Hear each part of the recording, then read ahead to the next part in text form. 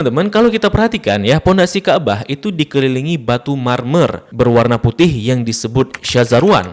Fungsinya untuk menahan pondasi Ka'bah agar tidak rubuh atau terkikis karena dahulu daerah area Ka'bah berpasir dan terkadang berbanjir. Maka dikhawatirkan hal itu akan merobohkan Ka'bah. Oleh karenanya dibuatkanlah syazarwan ini untuk menopang pondasinya oleh orang-orang Arab dahulu. Untuk era sekarang, syazarwan ini juga berfungsi untuk menghindari adanya jamaah yang terjepit di dinding Ka'bah ketika haji. Nah, di dekat pintu Ka'bah, masih di area Syazarwan, kita akan melihat sebuah tanda berupa 8 buah batu mewah. Ini disebut dengan area Mi'jan, merupakan lokasi di mana Nabi Ibrahim dan Nabi Ismail mengadon tanah liat untuk membangun Ka'bah. Begitu pula, ini merupakan lokasi favorit Rasulullah SAW serta tempat di mana Jibril mengajarkan salat kepada Nabi Muhammad SAW. Kain yang menyelimuti Ka'bah ini disebut dengan kiswah. Orang yang pertama kali menyelimuti Ka'bah dengan kiswah merupakan seorang raja dari Himyar yang bernama Tubba Abu Karb. Dahulu, orang-orang Arab menggantung syair-syair terbaik mereka di dinding Ka'bah sebagai bentuk kebanggaan budaya peradaban mereka dalam bidang sastra. Dan tahukah teman-teman, jika warna kiswah tidak selalu hitam. Pada awalnya berwarna putih bergaris merah dari Yaman, kemudian menjadi putih, menjadi merah, kuning, hijau, dan yang terakhir hitam hingga sekarang. Tulisan kaligrafinya ditulis dengan benang emas bertuliskan ayat-ayat Al-Quran.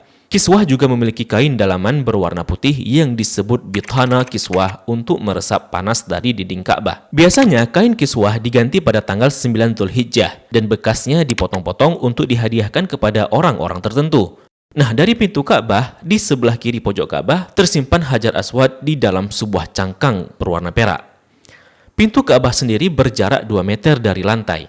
Pada awalnya teman-teman, pintunya sejajar dengan lantai.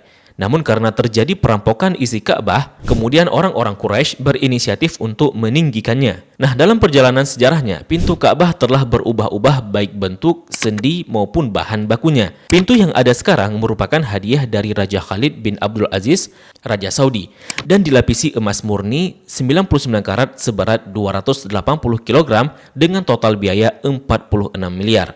Dan itu dana dari tabungan Raja Khalid sendiri. Nah, pintu ini memiliki kunci dengan desain klasik dan secara turun-temurun sejak dahulu kala dipegang oleh keluarga keturunan Qusay bin Kilab bin Murrah. Dan pintu ini hanya dibuka 2 kali selama setahun, yakni pada awal bulan Sya'ban dan awal bulan Zulhijjah untuk dibersihkan. Dan untuk memasukinya diperlukan tangga portable. Dalam Ka'bah sendiri tidak memiliki lampu, sehingga ketika memasuki Ka'bah maka akan diterangi dengan penerangan dari luar. Nah, ketika kita memasuki ke dalam Ka'bah, maka kita akan melihat jika lantai dan dinding dalam Ka'bah dihiasi dengan batu marmer yang dominan putih. Marmer hijau menghiasi lantai dengan bentuk persegi yang dihiasi oleh marmer coklat di sampingnya. Kalau kita salat di dalam Ka'bah, maka garis ini bisa jadi batas safnya. Kalau diperhatikan, maka di sudut terdapat potongan marmer hijau. Ini sebagai tanda bahwa Rasulullah SAW melakukan salat di tempat ini saat memasuki Ka'bah. Begitu juga di bagian pojok dan dindingnya dihiasi 1, 2, 3 marmer hijau. Di bagian atas juga terlihat ada beberapa buah saluran udara yang didesain sedemikian rupa. Jika kita mengadah ke langit, maka kita akan melihat jika langit-langit Ka'bah dihiasi dengan kiswah berwarna hijau. Jika diperhatikan, maka terdapat tulisan Ya Manan yang artinya Maha Pemberi. Kemudian di bawahnya sebelah kanan bertuliskan Ya Dzal Jalali yang artinya yang memiliki keagungan. Lalu di sampingnya bertuliskan Wal Ikrami yang artinya yang memiliki kemuliaan. Di bawahnya tertulis penggalan surah Al-Baqarah ayat 144 yang berbunyi Qad nara taqalluba wajhika fis samai falanuwalliyannaka qiblatan tardaha fawalli wajhaka syatral masjidil haram. Kemudian di tengahnya bertuliskan kalimat tauhid La ilaha illallah Muhammadur Rasulullah. Dilanjutkan di bawahnya bertuliskan surah Ali Imran ayat 96 dengan bunyi Inna awwala baitin wudi'a lin-nasi lalladzi bi Bakkata mubarakan wa hudan lil alamin. Kalimat ini tertulis berulang-ulang hingga memenuhi dinding atas dan langit-langit Ka'bah. Di bagian atas terlihat jika langit-langit Ka'bah ada 3 penyangga yang kemudian ditopang oleh 3 tiang dari kayu dengan diameter 44 cm dengan jarak antara tiang 2 meter sekian.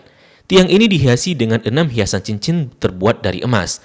Bagian bawah pondasi tiang berbentuk kotak yang besarnya dapat diduduki oleh orang dewasa. Orang yang pertama kali memasang tiang di dalam Ka'bah adalah Abdullah bin Zubair saat pertama kali memugar Ka'bah selepas wafatnya Rasulullah Shallallahu Alaihi Wasallam. Di bagian atas tergantung harta karun berupa kendi-kendi atau lentera kuno yang terbuat dari emas dan perak, merupakan hadiah dari pemimpin-pemimpin negeri Muslim pada masa lalu.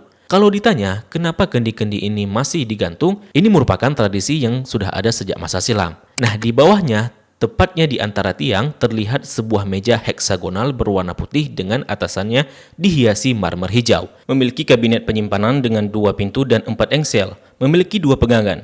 Ini berfungsi untuk menyimpan bukhur dan minyak wangi seperti kasturi, ember, gaharu, dan sebagainya yang nantinya digunakan untuk mencuci dan membersihkan Ka'bah. Dan ini merupakan wadah untuk menaruh wangian. 2 sisi dinding Ka'bah terdapat 1, 2, 3, 4, 5, 6, 7, 8, 9, 10 buah plakat yang tertempel di dinding Ka'bah dengan warna yang berbeda dan terbuat dari batu alam. Salah satu yang mencolok adalah plakat yang tepat berada di depan area Rasulullah Salat. Plakat ini berisi kaligrafi dengan style kufik murabba yang tertulis La ilaha illallah Muhammadar Rasulullah. Selain itu juga ada plakat lain yang berisi maklumat mengenai renovasi Ka'bah oleh Raja Khalid bin Abdul Aziz. Sepertinya plakat lain juga berupa maklumat renovasi Ka'bah oleh pemimpin-pemimpin Muslim sebelumnya. Di sampingnya terdapat sebuah pintu yang disebut pintu At-Taubah yang sepenuhnya dihiasi dengan emas murni. Di belakang pintu ini ada sebuah tangga yang mengakses ke atas Ka'bah. Dari atas dapat dilihat jika ada pengait untuk mengikat kain kiswah dari atas. Dan bahkan kita bisa juga salat di atas Ka'bah. Jika Ka'bah tidak diselimuti kiswah, maka penampakannya akan seperti ini. Nah, kiswah Ka'bah akan diganti setahun sekali dan harganya mencapai 50 miliar dengan berat 650 kg. Kiswah juga berfungsi untuk menghindari dinding Ka'bah dari keretakan akibat panas matahari. Nah, inilah gambaran dari Ka'bah dan apa-apa saja yang ada di dalam Ka'bah.